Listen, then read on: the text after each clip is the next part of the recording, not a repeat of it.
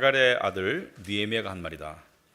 20년 기슬루월 내가 도산수상에 있을 때에, 아닥사스 왕 제20년 기슬루월 내가 도산수상에 있을 때에 나의 형제 가운데 하나인 하나니가 다른 사람들과 함께 유다에서 왔기에 이리로 사로잡혀 오지 않고 그곳에 남아있는 유다 사람들은 어떠한지, 예루살렘의 형편은 어떠한지를 물어보았다. 그들이 나에게 대답하였다. 사로잡혀 오지 않고 그 지방에 남은 사람들은 거기에서 고생이 아주 심합니다. 업신여김을 받습니다. 예루살렘 성벽은 허물어지고 성문들은 다 불에 탔습니다. 이 말을 듣고서 나는 주저앉아서 울었다. 나는 슬픔에 잠긴 채 며칠 동안 금식하면서 하늘의 하나님께 기도하여 아뢰었다. 주 하늘의 하나님, 위대하고 두려운 하나님, 주님을 사랑하는 이들과 세운 언약, 주님의 계명을 지키는 이들과 세운 언약을 지키시며 은혜를 베푸시는 하나님, 이제 이 종이 밤낮 주님 앞에서 주님의 종 이스라엘 자손을 위하여 드리는 이 기도에 귀를 기울이시고 살펴주십시오. 우리 이스라엘 자손이 주님을 거역하는 죄를 지은 것을 자복합니다. 저와 제 집안까지도 죄를 지었습니다. 우리가 주님께 매우 큰 잘못을 저질렀습니다. 주님의 종 모세를 시키시어 우리에게 내리신 계명과 율례와 규례를 우리가 지키지 않았습니다. 주님의 종 모세를 시키시어 하신 말씀을 기억하여 주십시오. 우리가 죄를 지으면 주님께서 우리를 여러 나라에 흩어버리겠지만 우리가 주님께로 돌아와서 주님의 계명을 지키고 실천하면 쫓겨난 우리가 하늘 끝에 가 있을지라도 주님께서 거기에서 우리를 한데 모아서 주님의 이름을 두려고 택한 곳으로 돌아가게 하겠다고 하신 그 말씀을 이제 기억하여 주십시오. 이들은 주님께서 크신 힘과 강한 팔로 건져내신 주님의 종이며 주님의 백성입니다. 주님, 종의 간구를 들어주십시오. 주님의 이름을 진심으로 두려워하는 주님의 종들의 간구에 귀를 기울여 주십시오. 이제 주님의 종이 하는 모든 일을 형통하게 하여 주시고 왕에게 자비를 입게 하여 주십시오. 그때 나는 왕에게 술잔을 받들어 올리는 일을 맡아보고 있었다. 아멘. 앉으시기 바랍니다. 우리 기도하도록 하겠습니다. 하늘의 하나님 아버지, 하나님께서 만드신 세상 가운데 저희들이 삶을 살고 있습니다. 인간의 문명에 둘러싸여서 우리의 눈이 가려질 때도 있지만 우리가 조금만 더 깊이 넓이 바라보면 이 세상은 창조주 하나님의 증거로 차고 넘칩니다. 하나님께서 만드신 오묘한 피조물들이 하나님께서 만드신 오묘한 세상의 질서 가운데 하나님의 일반 은총 아래에서 하루하루를 살고 있습니다. 그러나 세상은 하나님을 알려고 하지도 않습니다. 세상은 오히려 하나님 없는 세상을 더 원합니다. 하지만 분명한 것은 하나님 없는 세상은 존재할 수 없습니다. 하나님께서 지금 한순간이라도 능력을 멈추시면 이 세상은 곧 파괴되고 사라질 것입니다. 하나님께서 말씀으로 붙드시는 이 세상의 질서 가운데 살고 있는 우리들이 하나님을 향해 마음이 나아갈 수 있도록 주님 도와주시옵시고, 이 시간 느헤미야의 말씀을 통해서 우리에게 주시고자 하시는 하나님의 음성을 각자의 상황과 처지 속에서 발견하게 하시고, 그리고 구원은 오직 은혜로 받지만 하나님께서 주시는 평강과 기쁨은 순종으로 받는다는 것을 우리가 깨달을 때 우리가 말씀의 순종함을 통해서 삶의 평강과 질서와 그리고 은혜를 체험할 수 있도록 주님 도와주시옵소서. 모든 것 감사하며 예수님 이름으로 기도합나이다. 아멘. 새로운 설교 시리즈를 시작할 때마다 우리가 그 삽지로 그 책에 관한 배경을 설명해 드리고 있습니다. 꼭 읽어보시고 참고하시면 큰 도움이 되리라 생각합니다. 우리가 성경 말씀을 읽을 때 하나님은 역사를 통해서 역사하시는 분입니다. 하나님은 인간의 역사를 통해서 당신의 계획과 능력을 행사하시는 분이기 때문에 역사를 알아야지 성경 말씀을 제대로 깨달을 수가 있겠습니다. 역사를 안다는 것은 조금의 노력만 기울이면 알 수 있는 부분인데 참 아쉽게도 많은 교인들이 역사를 모르기 때문에 말씀을 제대로 깨달을 수 없는 것 같습니다. 그런데 속속들이 다 역사를 알 필요는 없고요. 성경의 핵심이 되는 역사, 이스라엘과 제국들의 역사를 알면 성경은 깨달아집니다. 그래서 특별히 구약을 공부하실 때 이스라엘의 역사를 모르면 구약을 제대로 이해할 수가 없겠습니다. 그래서 설교 간간히 제가 짧게 구약의 역사를 설명을 드리지만, 여러분 주보에 보시면 오늘 도표를 하나 만들어 드렸죠. 이 도표는 그냥 버리지 마시고 가지고 계시면 좋을 것 같아요. 왜냐하면 구약을 공부할 때 이 도표를 옆에 놓고 보시면 중요한 역사적인 역사의 어떤 분수령들을 다 기록해 놓았기 때문에 여러분들이 보시면 이해가 쉽게 될 수 있을 것 같아요.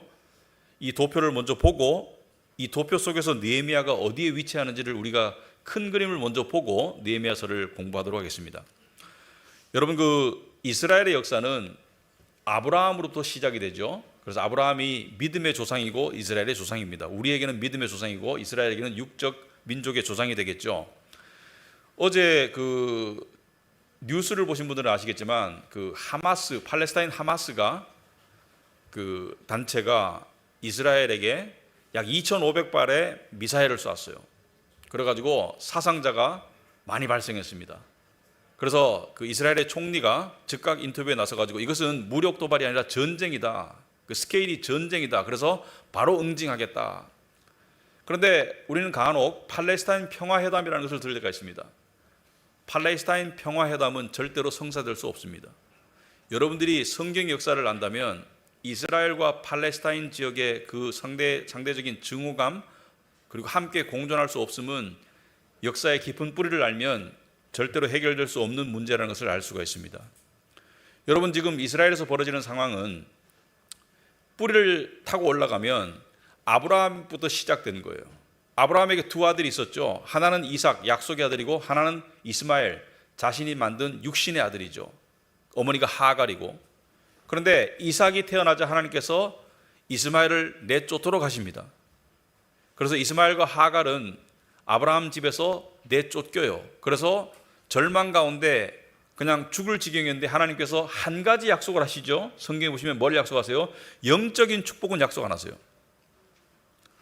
구원은 약속하신 적이 없지만 내가 너희들의 삶을 보살피겠다, 육적인 축복을 약속하셔서 지금 중동에 기름이 나는 거예요. 중동 사람들은 일 안 해도 제가 들어보니까 국가에서 돈을 막 줘요. 세금을 안 걷습니다. 그래서 빈곤이 없습니다. 중동의 대부분 나라가. 왜냐하면 하나님께서 물질의 축복을 약속하셨어요. 그리고 역사가 흘러서 아브라함의 적자인 이삭의 자손들은, 야곱의 라인은 어디로 가요? 애굽 땅으로, 이집트 땅으로 가지만 에서의 라인은 가나안 땅에 그냥 남아있고, 그리고 많은 가나안 족속들이 가나안 땅을 차지하고 있는데 원주민들이죠. 난데없이 이집트 땅에서 모세를 통해서 탈출한 유대인들이, 이스라엘 사람들이 와가지고 그 땅을 점령해서 자기 땅으로 만들어버리죠. 그래서 이스라엘 역사를 보면은 패턴이 있습니다. 유배와 귀환. 이집트로 유배됐다가 다시 가나안 땅으로 귀환하고, 그리고 오늘 공부하는 느헤미야서를 보면 바벨론에 의해서 제국으로 유배되었다가 다시 귀환하고, 그리고 지금의 이스라엘은 메시아를 거부한 그 결과 AD 70년에 로마에 의해서 100만 명 이상이 사륙당한 AD 70년에 예루살렘의 멸망, 성전의 파괴 이후에 2000년 가까이 전 세계를 떠돌던 유대인들이 1947년에 귀환해서 만든 나라예요. 그러니까 땅 주인이 누구예요? 엄밀하게 말하면, 인간적으로 보면 팔레스타인 사람들이 주인이에요. 하나님의 작정에 따르면 이스라엘 사람들이 주인이고 서로 싸울 수밖에 없습니다. 절대로 평화가 될 수가 없습니다. 그런 맥락에서 도표를 제가 잠깐 설명을 드리겠다. 자, 아브라함이 역사에 등장한 것은 추정컨대 기원전 2100년쯤으로 예상이 된다. 기원전 2100년 전쯤에 갈대아 우르 지방에서 부르심을 받았다. 여러분, 성경을 통해서 종합해본 결과 인류의 역사는 기껏해야 8,000년입니다. 여러분이 과학 시간에 배우는 200만 년 전의 인류의 화석 뭐 나오는데요, 저는 그것을 다 황당무계한 과학의 오류라고 생각합니다. 인류의 역사는 8,000년밖에 안 돼요. 지구의 역사는 훨씬 더 오래될 수 있지만 인류의 역사는 8,000년밖에 안 됩니다. 그렇다면 왜 과학자들은 뭐 200만 년 전, 뭐 10만 년 전 뭐 인류의 뭐 화석을 발견했다고 하나? 그것은 그들이 생각하는 오류라고 저는 생각합니다. 저는 성경을 믿기 때문에 과학의 오류라고 생각합니다. 어쨌든 간에 그 다음에 이스라엘 자손들이 모세의 영도 아래에서 출애굽할 때가 1446년이에요. 기원전. 이것은 역사와 대조해서 알 수 있는 부분이게 되겠죠. 그리고 광야 생활을 40년 합니다. 그리고 가나안 땅에 여호수아를 통해서 들어갈 때가 1406년이에요. 근데 40이라는 숫자는 많이 등장합니다. 여러분들 그 모세가 40년 동안 왕자로 살았고 40년 동안 광야에 살았고 40년 동안 이스라엘의 지도자가 되었죠. 그래서 이 1406년에 모세가 죽고 여호수아의 영도 아래 가나안 땅에 들어가고, 그리고 사사의 시대가 지나고 최초로 세워진 왕이 사울 왕인데 1050년에 왕위에 등극해서 40년간 왕노릇을 해요. 1010년에 죽습니다. 그리고 1010년에 다윗이 왕이 되어서 970년에 죽어요. 그러니까 40년씩 왕을 해먹어요. 공교롭게도 솔로몬도 970년에 왕위를 물려받아가지고 930년까지 해먹습니다. 40년 동안 해먹어요.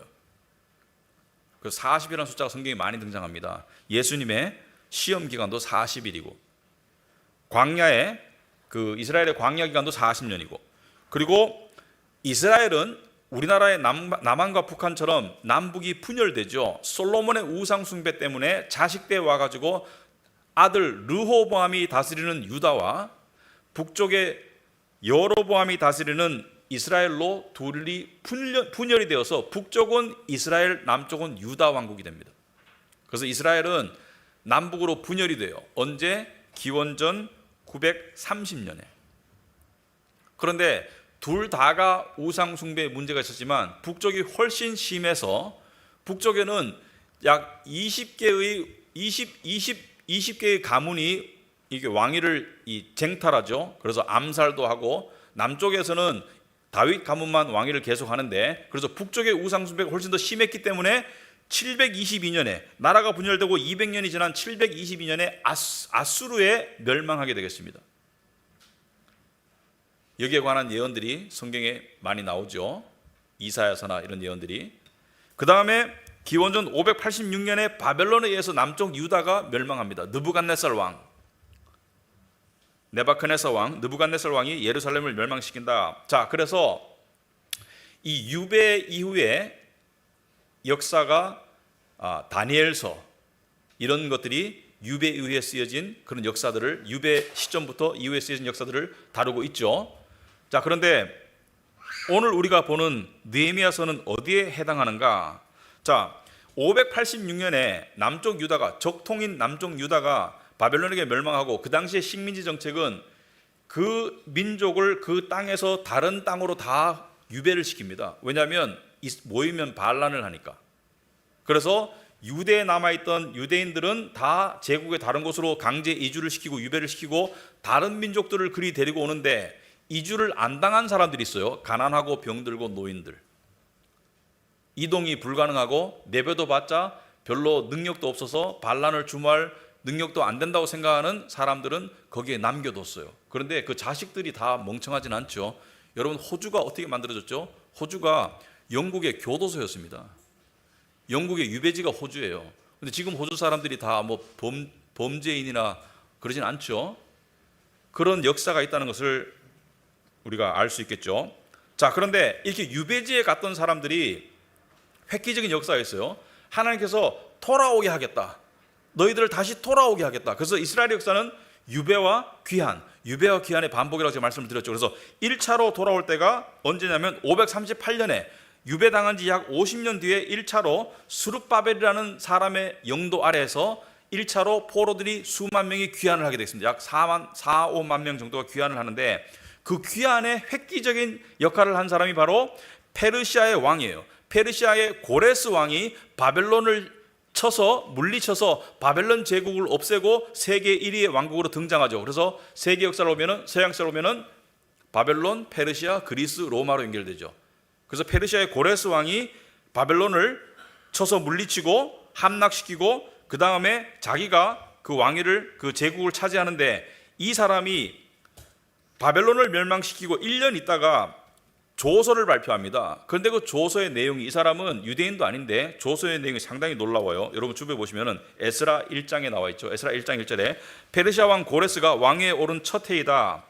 왕위에 오른 첫 해, 주님께서는 예레미야를 시켜서 하신 말씀을 이루시려고 페르시아 왕 고레스의 마음을 감동시키셨다. 예레미야서에 보면은 다시 돌아오게 하겠다는 그 예언의 말씀이 있죠. 내가 너희들의 죄 때문에, 우상숭배 때문에 너희들을 제국에 다 유배시켰다가 다시 돌아오게 할 것이다. 그래서 고레스는 온 나라에 명령을 내리고, 누구에 의해서? 하나님의 감동에 의해서. 하나님께서 왕의 마음도 움직이시죠. 그것을 다음과 같이 조서로 써서 돌렸다. 페르시아 왕 고레스는 다음과 같이 선포한다.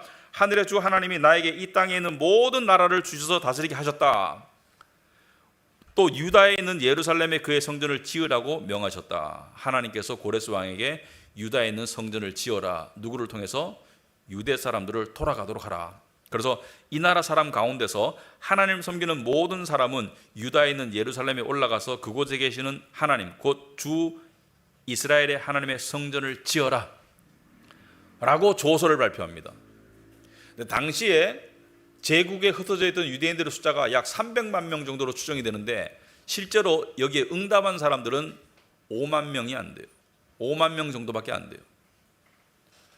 그만큼 떠나기가 힘든 것이죠. 여러분, 이주한 지가 지금 50년이 흘렀는데, 이민 간 지가 50년이 흘렀는데 재산도 다 있고 거기 다 직업도 있고 지위도 있고 하니까 그냥 다 팽개치고 그 험한 오지의 땅으로 다시 돌아가라? 낙원이 아닌데 예루살렘은 폐허가 되어 있는데 그 폐허의 땅에 이방인들이 우글거리고, 그리고 위험한 땅이에요.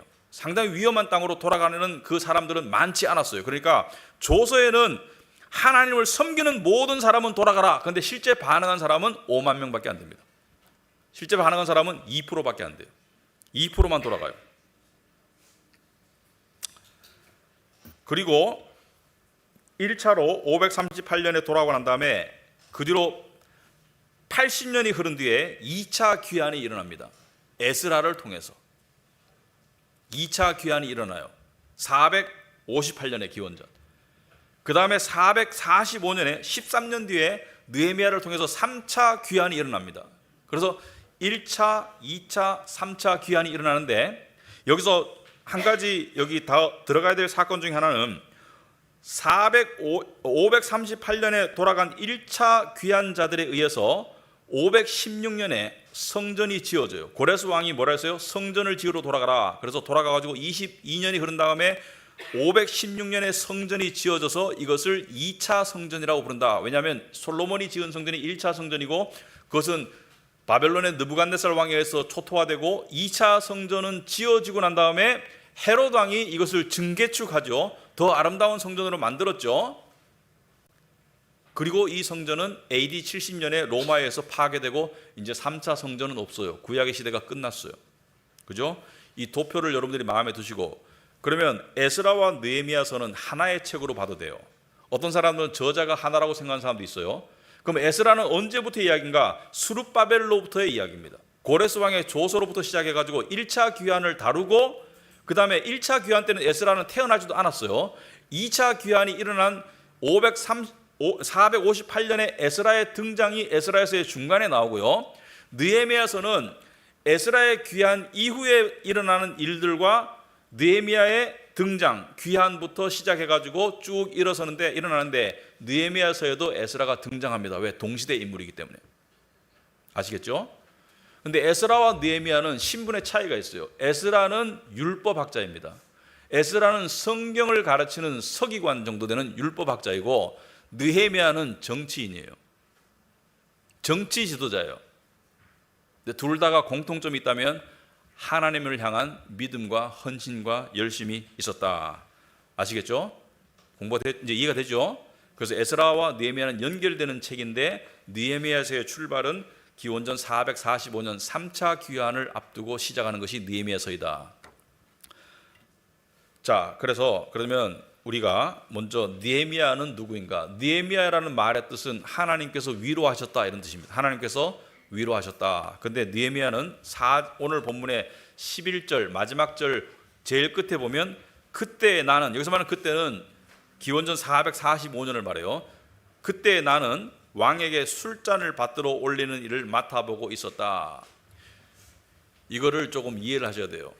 어떤 사람들은 느헤미야가 왕실 요리사였나? 특별히 술을 빚는 요리사였나? 이렇게 하찮게 생각하는데 굉장히 높은 자리입니다.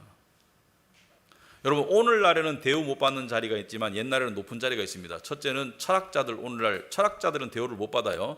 하지만 옛날에는 철학자들, 주술사들이 왕의 고관들이었어요. 왜? 철학자들과 주술사들의 지혜를 통해서 왕이 정치를 했기 때문에. 그리고 술 맡은 자라는 것은 무슨 뜻이냐면 왕과 술을 함께 마시는 사람이에요. 왕이란 자리는 외로운 자리입니다. 살해에 대한 위협도 있고요. 또 중요한 결정을 해야 되고요. 전쟁을 치러야 되고요. 왕은 외로운 자리예요. 여러분, 사업하는 사람들도, 사업가도 외롭죠. 왜냐하면 자기가 혼자라고 느낄 때가 많은데 누군가 내 속에 있는 이야기를 들어줄 수 있는 사람, 그러니까 비밀을 지켜줄 수 있는 사람, 그리고 대화가 통하는 사람, 말귀를 알아먹는 사람, 그리고 심지어 조언을 해주고 지혜를 해주고 위로해 줄 수 있는 사람. 그러니까 함부로 이 자리에 갈 수 있는 게 아니죠. 높은 자리예요. 또한 여러분들이 그 기업체에 보면 그 회장 비서실장이라는 자리가 있습니다.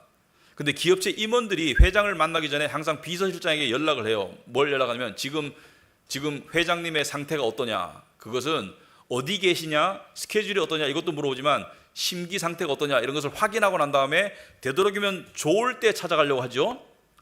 그러므로 이 술 맡은 자리에 있으면은 다른 관료들로부터 많은 이 존경을 받는, 그러니까 권력의 핵심인 자리입니다. 그러니까 오늘날로 말하면 왕과 독대할 수 있고 함께 할 수 있는, 그러니까 왕의 측근 중에 측근이라고 보시면 돼요. 굉장히 높은 자리예요. 근데 이방인인 유대인이 페르시아 제국에서 여기까지 올라갔다는 것은 엄청난 성공이고 더 이상 갈 수 없는 성공입니다. 요셉과 비슷한 성공이에요. 굉장히 성공했어요. 굉장히 가문의 영광이에요. 그리고 느헤미야는 이민 한 7세, 8세쯤 됩니다. 그러니까 1차 귀환 때 자기 조상들이 끌려올 때가 586년인데 지금 445년이니까 약 130년 뒤니까 약 이민 6세 이 정도 됩니다. 여러분, 이민 2세, 3세만 되더라도 민족성을 상실하죠. 이 미국에 가가지고 이민 1세와 2세는 차이가 많이 나요. 1세는 한국인이라는 의식이 있지만 2세는 자기는 미국인이라고 생각하고 3세, 4세쯤 되면은 한국인이라는 생각은 거의 없어요. 그런 맥락을 여러분이 이해를 하시고 이걸 봐야 된다. 굉장히 긴 세월이 흘렀어요. 자기 조상이, 집안이 이민 온 지 굉장히 긴 세월이 흘렀는데, 자, 여러분 오늘 1절부터 이제 시작을 해야 되겠죠. 1절에 히가라의 아들 느헤미야의 한 말이다. 여러분 주보에 보니까 중요한 단어가 빠졌네요. 아닥사스다 왕 이름이 빠졌어요. 아닥사스다 왕, 페르시아의 왕이죠. 제20년. 자, 역사적으로 볼 때 이것은 기원전 445년을 말합니다. 역사와 성경은 같이 가죠. 기슬루월이라는 것은 11월과 12월을 말해요. 그래서 겨울을 말합니다. 내가 도성 수산에 있을 때, 수산은 페르시아의 겨울 궁전이에요. 에스더서에도 등장하는 페르시아의 겨울 궁전이에요.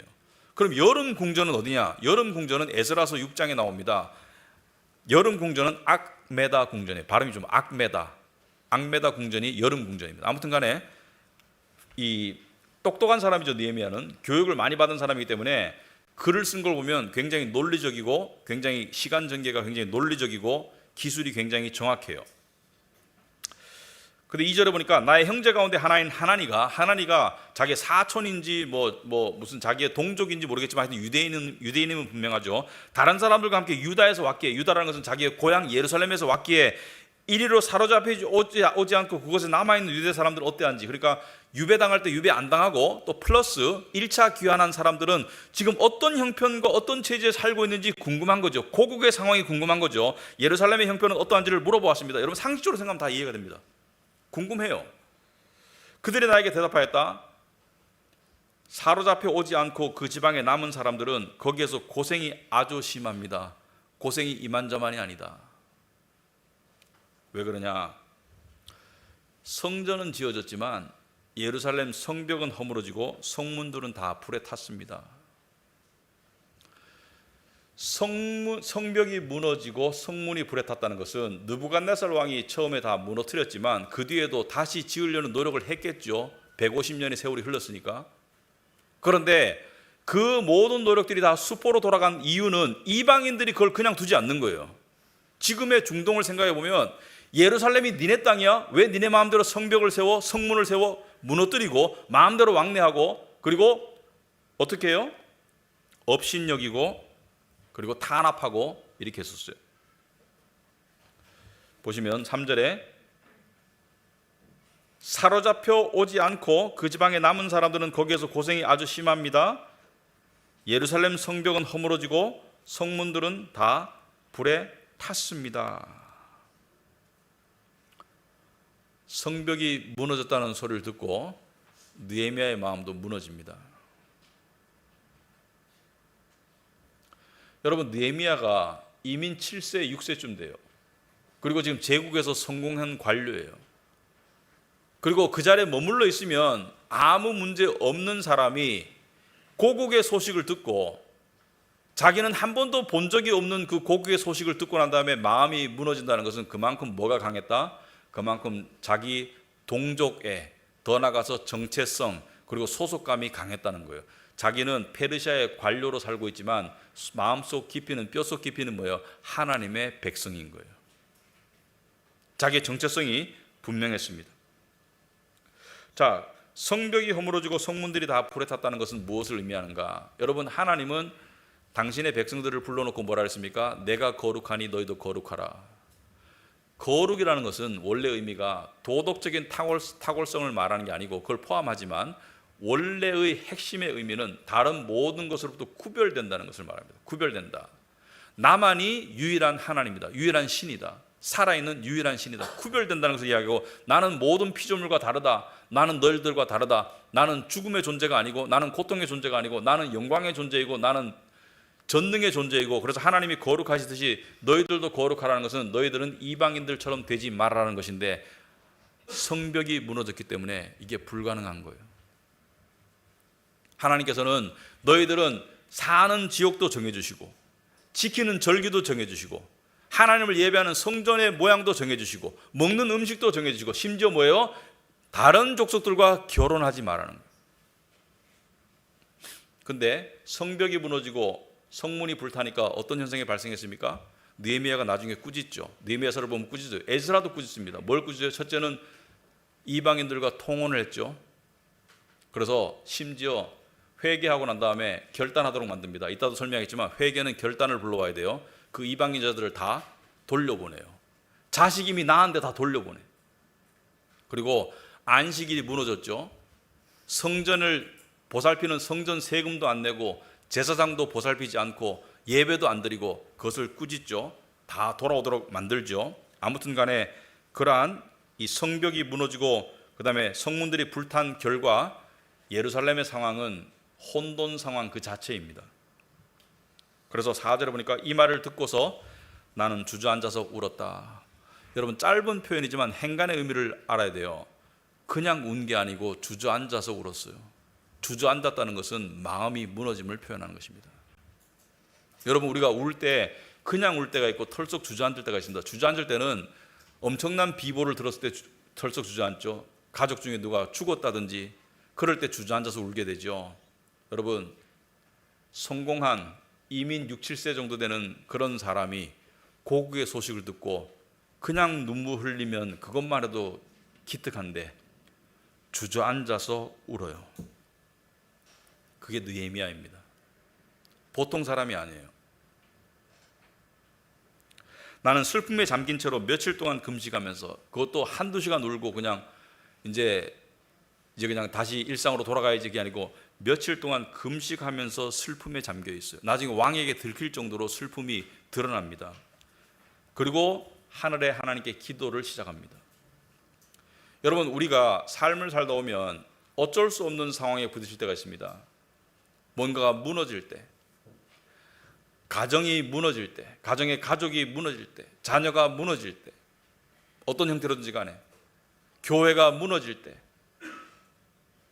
내가 손쓸 수 없는 그런 상황이 되었을 때 가장 첫 번째 해야 되는 것이 무엇이죠? 신앙인이 기도죠. 왜냐하면 기도는 인간의 절망을 하나님의 소망으로 바꾸는 유일한 통로입니다. 느헤미야가 어떻게 하겠어요? 지금 상황을 수말리 떨어져 있는 그 수많은 사람들의 상황을 자기가 어떻게 하겠어요? 그래서 기도하는 것이죠. 우리도 살다 보면 우리가 소중히 여기는 공동체의 무언가가 무너져 있음을 볼 때가 있어요. 그때 우리가 할 일은 뭐예요? 많은 사람들은 그저 찔끔 울고 외면합니다. 왜냐하면 더 이상 어떻게 할 수가 없으니까 외면해요. 심지어 사랑하는 자식도 외면하는 부모들이 가끔 있어요. 왜냐하면 어쩔 수 없다고 생각하기 때문에. 자식을 안 사랑해서가 아니고 어쩔 수 없다고 생각하기 때문에 외면할 때가 있어요. 그런데 하나님은 뭐예요? 기도하라. 하나님이 마음을 무너뜨리면 무너지는 것이 올바른 길입니다. 나는 안 무너질 거야. 나는 이런 일에 무너질 사람이 아니야. 그거 하나님 만날 수 없어요. 하나님이 마음을 무너지게 하면 무너지세요. 근데 무너진 상태에만 머물면 안 돼요. 무너진 상태에서 하나님을 찾으세요. 5절에 아뢰었다. 기도를 아뢰었습니다. 주 하늘의 하나님, 위대하고 두려운 하나님, 주님을 사랑하는 이들과 세운 언약, 주님의 계명을 지키는 이들과 세운 언약을 지키시며 은혜를 베푸시는 하나님. 우리가 읽을 때 언약을 지키시며 은혜를 베푸시는 하나님, 요것만 포커스를 맞출 때가 많은데 하나님은 계명을 지키는 이들과 언약을 지키세요. 구약은 율법을 지키면 구원받는다가 아니고 율법을 지키면 하나님께서 그들의 삶을 인도하시고 보살피신다는 약속의 언약입니다. 그런데 이 말이 암시하는 것은 우리가 계명을 안 지켰기 때문에, 특별히 우상 숭배했기 때문에 언약의 하나님의 언약으로부터 우리가 벗어난 것이죠. 그래서 이 모양 이 꼴을 당하는 것이죠. 여러분, 우리의 삶이 무너지는 이유는, 여기서 무너진다는 것은 뭐 돈을 덜 벌어요, 뭐 집 평수가 줄었어요, 그런 걸 말하는 게 아니고요. 우리의 삶이 근본적으로 무너지는 이유는, 근본적이라는 것은 내 안의 평강, 그리고 주변 사람들과의 관계, 그러니까 사랑의 관계, 돈독한 관계가 무너지는 근본적인 이유는 바로 하나님의 말씀을 안 따르기 때문이에요.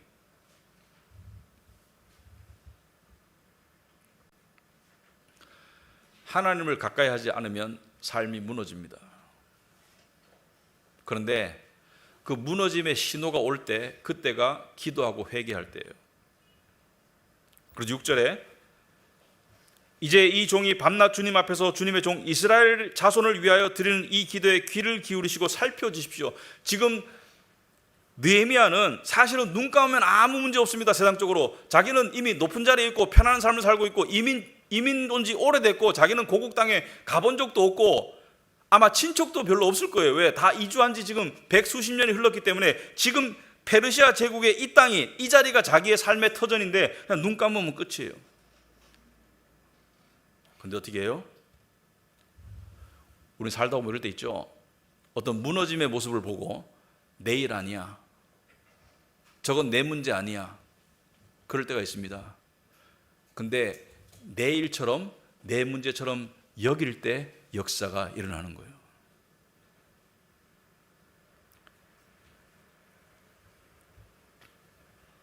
요즘은 사람들이 하도 냉정해서 가족의 일도 내일이 아니라고 생각하는 사람들이 참 많아요. 근데 내 일이라고 생각하고 기도하는 것을 하나님이 원하십니다. 그리고 기도의 첫 번째 내용이 뭐예요? 우리 이스라엘 자손이 주님을 거역하는 죄를 지은 것을 자복합니다. 죄 때문에 발생한 거예요. 죄 때문에.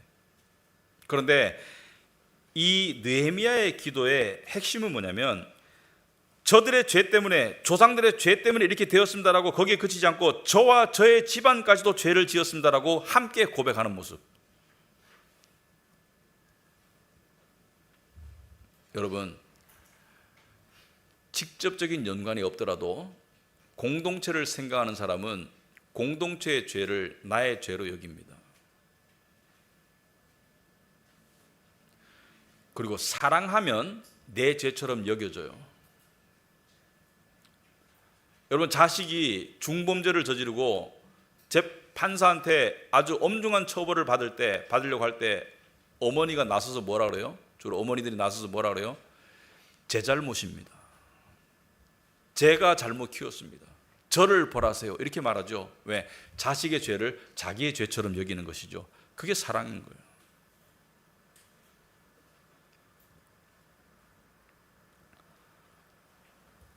실제로 우리가 주님께 매우 큰 잘못을 저질렀습니다. 주님의 종 모세를 시키시어 우리에게 내리신 계명과 율례와 규례를 우리가 지키지 않았습니다. 물론 느헤미야도 완벽하지는 않았을 겁니다. 느헤미야도 죄를 저질렀을 거예요. 하지만 느헤미야는 동족의 죄를 자기의 죄처럼 여기고 함께 죄를 고백하고 중보하고 있죠. 여러분, 잘못을 저지르는 사람은 기도할 가망이 별로 없어요. 기도하고 있을 가망이. 그러니까 잘못을 저지르고 있는 거예요. 그래서 잘못을 덜 저지르거나 안 저지르는 사람의 기도가 필요한 상태인 거예요. 잘못을 저지르고 있는 것은 하나님과의 관계가 소원하거나 단절됐기 때문에 그러고 살고 있겠죠. 그런데 그 사람이 기도할 일은 만무하니까 누가 기도해야 돼요? 하나님과 연결된 사람이 기도해 주는 것이죠. 그죠? 그것을 아파하면서. 근데 우리는 나를 아프게 했기 때문에 미워하고 단절하려고 많이 하거든요. 그런 속에서 하나님의 역사가 잘 안 일어납니다. 그런데 여기서 중요한 것은 회개와 후회는 엄청나게 달라요. 우리는 후회는 많이 하지만 회개는 거의 안 해요. 후회는 뭐예요? 후회와 회개의 차이점은 이거예요. 후회의 초점은 나예요. 회개의 초점은 하나님이고. 후회의 초점은 내가 보는 피해, 내가 보는 아픔, 내가 보는 손해에 초점이 맞춰 있는 게 후회예요. 내가 그렇게 안 했으면 이런 피해를 안 볼 텐데, 내가 그렇게 안 했으면 이런 손해를 안 볼 텐데, 이게 후회예요. 그러나 회개는 뭐예요? 나의 잘못 때문에 하나님의 마음이 아프신 것을 내가 헤아리는 마음이 회개입니다.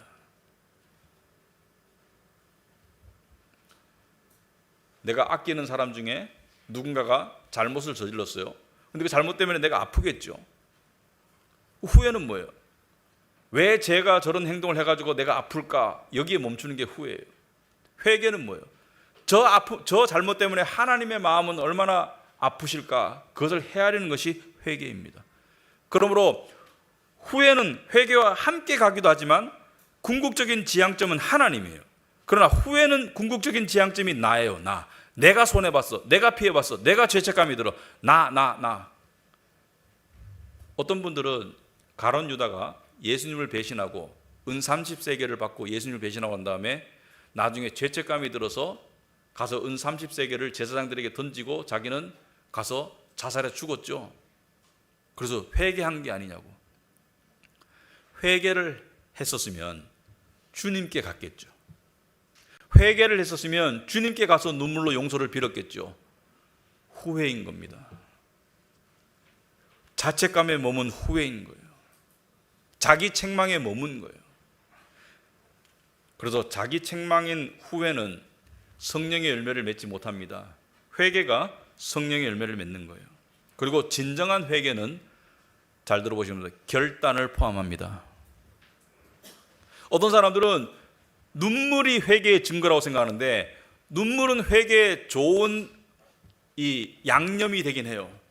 그러나 진정한 회개는 변화의 결단을 포함하지 결단이 없는 회개는 자기 기만이고 하나님을 기만하는 거예요. 그리고 눈물이 없는 결단, 마음의 상함이 없는 결단은 기형적인 회개입니다. 나 바꿀래. 근데 마음에 상함은 없어. 바꾸면 되지. 진정한 깨달음이 없는 거예요.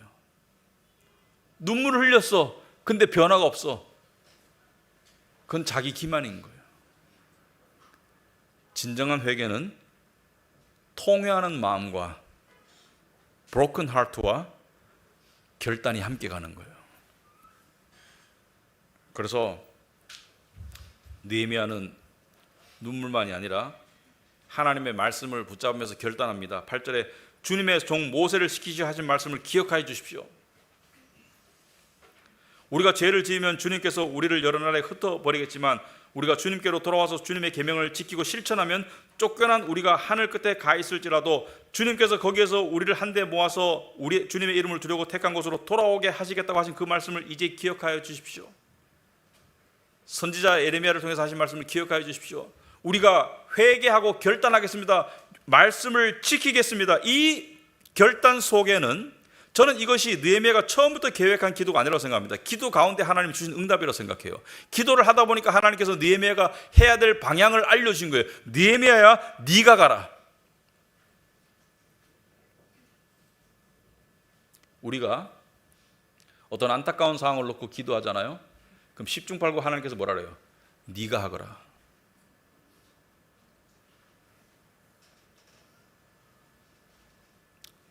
우리 교회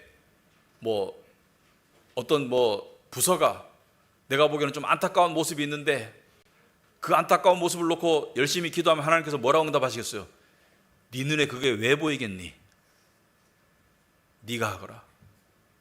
요즘에 문제가 뭐냐면 교회의 문제점에 대해서, 그러니까 교회 지금 예루살렘 성벽이 무너지고 성전이 불탄 것 같은 교회의 이 문제점, 이 세속의 문화가 막 들어오고 이런 문제점을 짚어내고 지적하는 사람들은 너무 많아요. 목사님들 중에서 너무 많아요. 그러니까 이런 얘기는 그냥 새롭지도 않고 너무 많아요. 무슨 신학교가 썩었느니, 교회가 세속화되느니, 무슨 여러 가지 율법주의가 들어왔느니, 인본주의가 들어왔느니, 이건 너무 많아요. 그런데 하나님이 원하는 사람들은 지적질하는 사람들이 아니에요. 그 아픔 가운데 제가 뭘 하면 되겠습니까? 라고 묻는 사람을 하나님이 찾으시는 거예요. 지적질은 누구든지 할 수 있습니다. 그러나 너는 뭘 할래?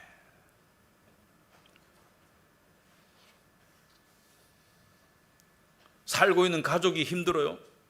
힘든 가족이니까 힘들죠. 왜냐하면 연결되어 있으니까. 그런데 힘들다고 이야기하는 그것은 출발일 뿐이에요. 하나님이 뭘 원하시는 것을 깨닫는 게 중요한 거예요. 그런데 기도 가운데 느헤미야에게 하나님께서 응답하셨어요. 그 힌트를 11절에 볼 수 있습니다. 기도하면 응답이 옵니다. 주님, 종의 간구를 들어주십시오. 주님의 이름을 진심으로 두려워하는 주님의 종들의 간구에 귀를 기울여 주십시오. 그러니까 주님의 이름을 두려워하는, 진심으로 두려워하는, 그러니까 진심으로 믿는 자들의 간구를 들어주십시오. 이제 주님의 종이 하는 모든 일을 형통하게 하여 주시고, 이 결단입니다. 앞으로 무엇을 해야 하는지를 깨달았어요. 그것을 하겠습니다. 할 테니까 형통하게 해달라는 것은 도와달라는 뜻이죠. 그리고 뭐예요? 왕에게 자비를 입게 하여 주십시오. 무슨 말이에요? 왕에게 가서 이야기할 것을 암시하는 거예요.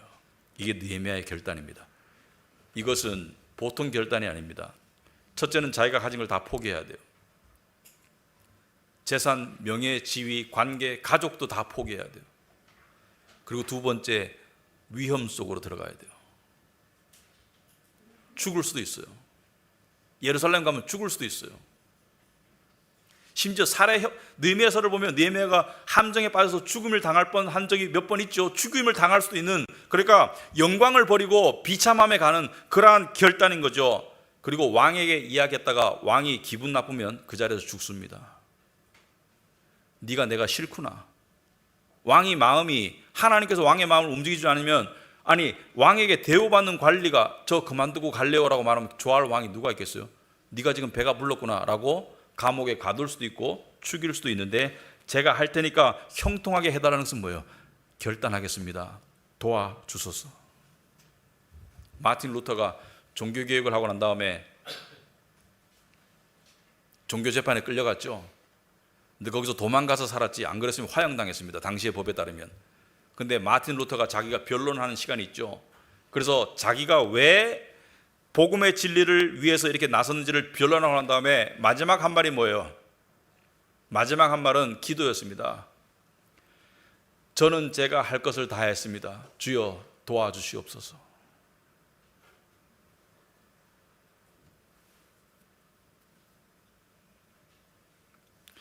여러분, 여러분이 속한 가족이나 심지어 직장이나 교회 공동체, 여러분의 눈에 성벽이 무너지고 불타고 그런 것이 보입니까? 사람을 통해서나 또 교회 모습을 통해서 보입니까? 안타깝습니까? 마음이 무너질 수 있기 바랍니다. 그게 사랑입니다. 이건 내 알 바 아니야. 이건 내 일이 아니야. 여러분, 사랑은요, 공감이에요. 공감. 가만히 보면 공감이에요. 공감이라는 것은 상대의 아픔을 내 것처럼 느끼는 능력이 공감입니다. 공감이 안 되는 사람은 사랑할 수 없습니다. 공감이 안 되는 사람에게 사랑을 느낄 수가 없어요. 근데 공감도 연습이 필요해요. 상대가 어떤 말을 했을 때, 상대가 어떤 상황에 처했을 때 그것을 상대의 입장에 들어가서 느끼는 것이 공감입니다. 그리고 공감은요, 거기서 끝나지 않아요. 공감은 이 상대를 위해서 내가 할 수 있는 것이 무엇인가를 생각하는 게 공감입니다.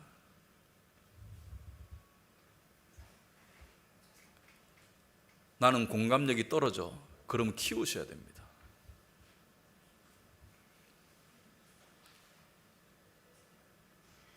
사랑이 자란다는 것은 공감력이 함께 자라는 것이게 되겠죠. 여러분, 오늘 본문을 읽으면서 우리는 누군가가 떠올라야 되죠. 느헤미야처럼 자기의 영광을 포기하고 힘들고 괴로워하는 백성들을 위해서, 동족을 위해서 그 오지로 갔던 느헤미야의 모습 속에서 우리는 우리 주 예수 그리스도의 모습이 떠올라야 됩니다. 하늘 영광을 버리시고 우리의 아픔을, 죄 가운데, 죽음 가운데, 고통 가운데 있는 우리의 아픔을 당신의 것으로 여기시고 이 땅에 비천한 인간의 모습으로 오셔서, 느헤미야는 죽지 않았지만 예수님은 죽기까지 하셨어요. 예수님은 우리의 아픔을 공감하시고 결단하셨습니다. 하늘 영광을 버리시기로, 그 영광의 보좌를 버리고 이 땅에 오시기로 결단하셨어요. 느헤미야의 모습 속에 우리 주님의 모습이 보입니다. 여러분의 삶의 현장 속에서 여러분이 예수 그리스도를 닮아야 할 부분이 어떤 부분인지 분명히 한두 가지 있을 것입니다. 아마도 사람을 통해서 있을 때가 많을 거예요. 내가 왜 마음이 무너져야 돼? 나는 자존심이 있는 사람이야. 자존심 없는 사람은 없습니다. 그런데 알량한 자존심을 내세우면 절대로 하나님께 가까이 갈 수 없습니다. 하나님께 가까이 갈 수 있는 사람은 마음이 무너지는 사람이에요. 그래서 시편 51편에 내가 기뻐하는 제사는 상하고 통회하는 심령이라고 그랬습니다. 그래서 무너짐을 두려워하거나 거부하지 마시고 하나님이 무너뜨릴 때는 하나님 앞에서 무너지세요. 다른 데서 무너지지 마시고 하나님 앞에서 무너지시기 바랍니다. 특별히 기도 가운데 무너지기 바랍니다. 그래야지 하나님께서 길을 보여주실 거예요. 그런 삶으로 나아가는 우리 교회가 되길 바랍니다. 기도하겠습니다. 하나님 아버지, 오늘 저희들에게 말씀을 통해서 말씀하여 주심을 감사합니다. 우리는 스스로 강해지고 스스로 단단해지려고 하지만 그 스스로 강해지고 단단해진 것은 아무짝에 소용이 없을 때가 있습니다. 오히려 하나님의 공동체에 강한 소속감을 가지고 내 눈에 보이는 불미스러운 것들, 또 넘어져 있는 그런 상황들, 그것을 안타깝게 여기고 내 상황으로 여기고 하나님께 간구하고 기도하는 저희들 되게 하옵시고, 특별히 가족이나 또 교회 식구들이나 자신이 속한 직장이나 그런 상황을 놓고 하나님께 눈물과 기도로 기도하면서 주님께서 응답하실 때 결단으로 화답할 수 있도록 도와주시옵소서. 예수님 이름으로 기도합나이다. 아멘.